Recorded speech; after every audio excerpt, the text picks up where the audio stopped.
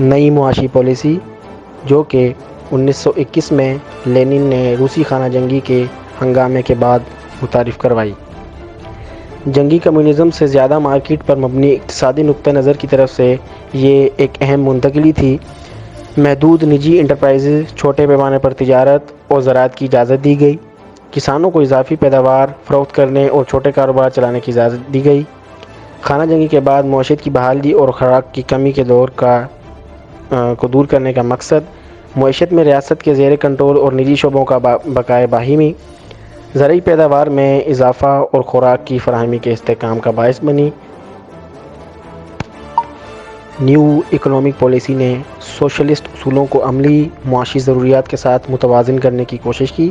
آہستہ آہستہ زیادہ مرکزی منصوبہ بندی اور اجتماعیت کی طرف سے تبدیلی رونما ہوئی۔ نیشنل اکنامک پالیسی کے میراث نے لچکدار اقتصادی پالیسیوں کو صلاحیت کو باضابطہ طور پر واضح کیا اور پارٹی کے اندر جو بحث تھی اس کو قابل تذکیر طریقے سے عمل درآمد کروایا۔ نیو اکنامک پالیسی کے بعد صنعت کاری اور 5 سالہ منصوبوں کا دور شروع ہوتا ہے جو کہ 1941 تک رہتا ہے۔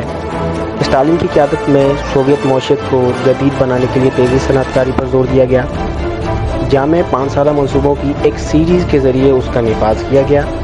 ترجیحی بھاری صنعت، اسٹیل، کوئلہ اور نقل و حمل کے شعبوں کو فروغ دیا گیا۔